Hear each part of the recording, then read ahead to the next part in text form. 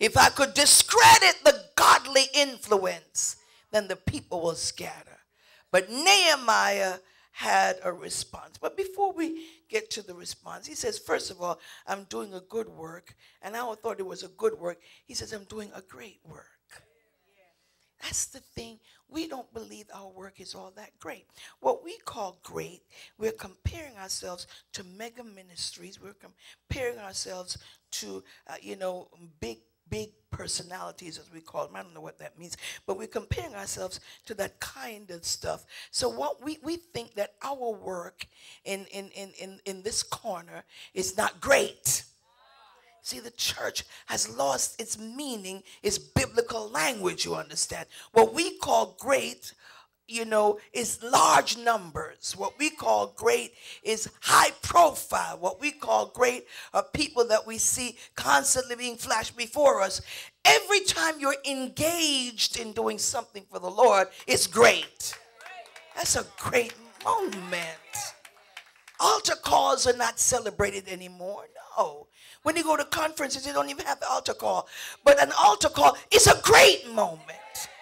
When one person comes to the Lord, the Bible said there's great rejoicing in the presence of the angels. Now, we often think that the angels are rejoicing. The angels cannot rejoice over redeemed people. They have no clue what redemption is. They're created beings, and they're not going to be redeemed.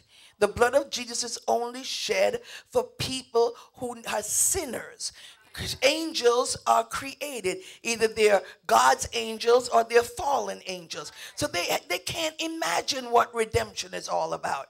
The only thing they come to do is to rejoice over the greatness of God and the presence of God. And they rejoice over his works and his attributes and his character. And then they're messengers.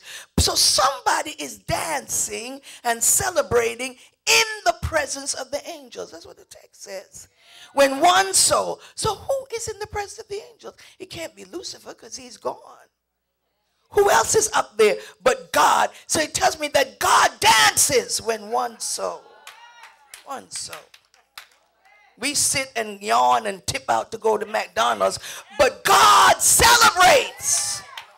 My God, that somebody crossed over. Hey, Jesus. That the devil no more has his hand on that person, that the chains of sin have been broken. God dances. Great moment, great moment. We don't celebrate great moments anymore. Great moment when somebody gets up and testifies that there were ones hooked on drugs and they were mainlining and they were taking all kinds of drugs. And now it's 30 years later and they've never touched the stuff and now they're a deacon or a preacher. We don't celebrate that anymore. We celebrate things. We celebrate materialism. We celebrate what we call kingship. We celebrate all those elusive terms.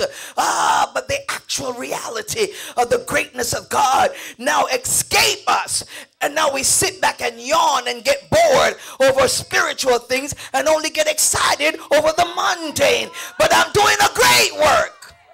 I visit the sick. I'm doing a great work.